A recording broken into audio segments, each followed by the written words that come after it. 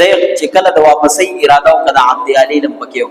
د عبد علي له راولې کو رسول الله صلی الله علیه وسلم فاطمه رسول الله مبارک دی فرمایل چې منګه مسلمانانی کو خو یو څو شرایط دي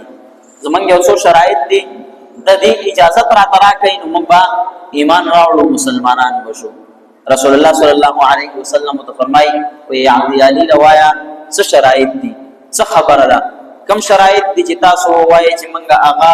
شرایط پیش کړو دا غوښتو موږ مسلمانې وي پیرانه شرط موږ ادا دي چې موږ ایمان راوړو او پیغمبره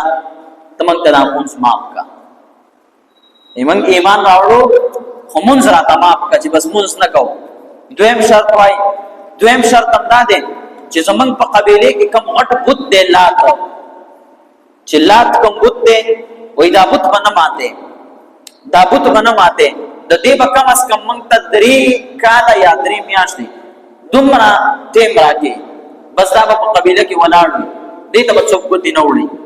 او بیا چې کله ماته دریم شرط دا دی نو بیا به زمنګ په لاستانه ماتيږي زمنګ په لاس باندې ماتيږي مونږ به نه ماتو بیا به دې ته بل څوک را لېږي هغه کس په دابوت به ماتای نو دې دغه شرایط بهر حال نو خبرې وي رسول الله صلی الله علیه وسلم دې جواب ورکړي رسول الله صلی الله علیه وسلم تدمن مبارک فرمایي و الى خير في دين لا صلاه فيه و عبد علينا پہلانے شرط بالکل نه منظور پہلانے شرط دی بالکل نه منظور زکا لا خیر فی دین لا صلاة فيه لا خیر فی دین لا صلاة فيه و هیڅ خیر نشته دی په هغه دین کې په هغه مذهب کې چې په هغه کې منځ نه نو لہذا پہلانے شرط دی بالکل رد بل رسول الله صلی الله علیه وسلم تدعی فرمایل وای چې وای مونږ ته د بت اجازه راکړي چې دا بت په دریو کالو پورې برقرار وي رسول الله صلی الله علیه وسلم ته فرمایي چې یو صحنم ته انتظار وکوم یو صحنه یو منټم ته انتظار وکوم بس چې ایمان راوړو بس بت ختم بت و ماته کې ډایرک پډایرک ها البته دا دریم شرط راته منظور وي دا دریم شرط چې دا بت بس تاسو په لاس نه ماتيږي د دې لپاره بس خپل افراد درولېګم د دې لپاره بس خپل افراد درولېګم هغه به دا بت مات کی درې شرطونه شو بل سوای رسول الله صلی الله علیه وسلم ته فرمای وای چې جی عبد علي ته فرمای وای چې جی وای موږ داسې خلک یو چې موږ سفرونه کوو نو لہذا د سفر په وجه باندې موږ د کور نه خپل بیبيانو نړۍ لري د سفر په وجه باندې موږ د خپل بیبيانو نه د خپل کور نړۍ لري وځو لہذا موږ ته اجازه د زنا راکا وای لہذا موږ ته اجازه د زنا راکا اسلام دا حکم زمنګ نه منسوخ کیږي یعنی موږ ته اجازه د زنا نه وي وإذا إجازة راكرتا رسول الله صلى الله عليه وسلم ته قرآن آیات فرمایي رسول الله صلى الله عليه وسلم ته فرمایي وای چې د زنا متعلق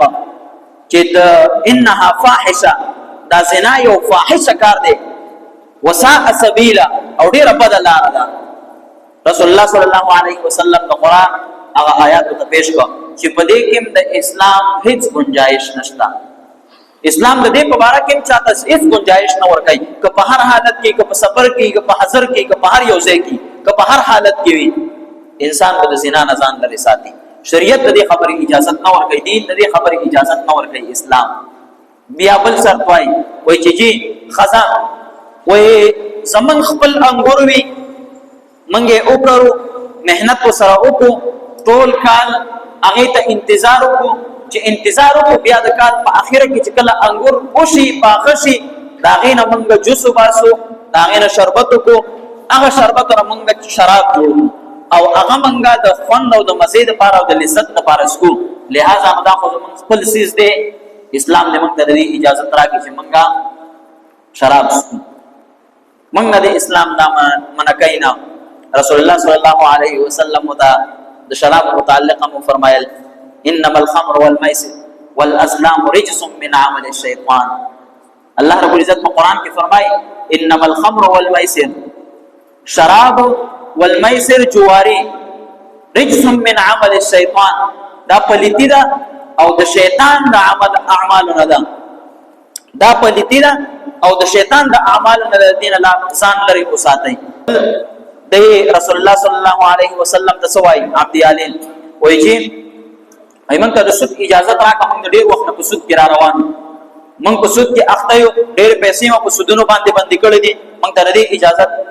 اسلام دې موږ ته دې اجازه راکړي رسول الله صلی الله علیه وسلم ته د سود په اړه کې فرمایله چې ربا دا بالکل د بيع او شراء پرنګ نه ده بيع او شراء الله تعالی حلال ګرځولې ده وحرم الربا او الله تعالی سود حرام ګرځولې حرام سودی کاروبارونه ټول الله تعالی حرام ګرځولې بهر حال عبد علی نو بلا سے خبر رسول الله صلی الله علیه وسلم ته وکړي چې د پاسې نه امید شو چې دا خو زمونږ یو خبره مو نه منلې شو بت پم ماتيږي شراب اجازه ته ملاو نشو زنا اجازه د سود اجازه د ټول سيزونو د مونږ نه کول اجازه دا ټول په موږ باندې پابندي ولګیدله موږ به دا ټول ارڅ کو الوه اسلام قبلو لاړ خپل مرګرو سره مشوره کوي وې زما خو ته مشوره دادا زویما چې بس راځي تیر شو د ایمان تک ارڅ کیږي با زې چې لاړ شو نور ملګری ته وې څنګه تیر شي وې صرف زمنګ دا یو قلعه پاتې ده وې اخوا مسلمانان دی خوا مسلمانان او دی خوا مسلمانان هر طرف ترانه مسلمانان پراته دي وې د شان دومره لوی شو دومره په تیزی باندې د خبر او د ملګری روان دي خوريږي لګیا دي چې د دنیا کم ګټ ته ورسېدل خلک مسلمانان زه په زه خلک مسلمانۍ کې صرف من پاتې یو نو بس د چړې لاندې مصادم که ایمان رانو زمون صبر لار نشته بل هیڅ آپشن زمون سنشته په هر حال لار ایمان راوړلو هغه ابو بکر رسول الله صلی الله علیه وسلم صحابه کرام ابو سفیان رضی الله تعالی عنہ یو بل صحابي دی هغه سره ولېګل ابو سفیان سے بیا پس لار کې را واپس شو ایثار شو د عذر په بنیاد باندې اول صحابي لاړو بوت ورالم شو بوت مات کو چې بوت مات کو د بوت خواته کم زیورات او کم ملغلری وغیرہ ورڅو قیمتي سيزونو زیورات هغه را واغستل یو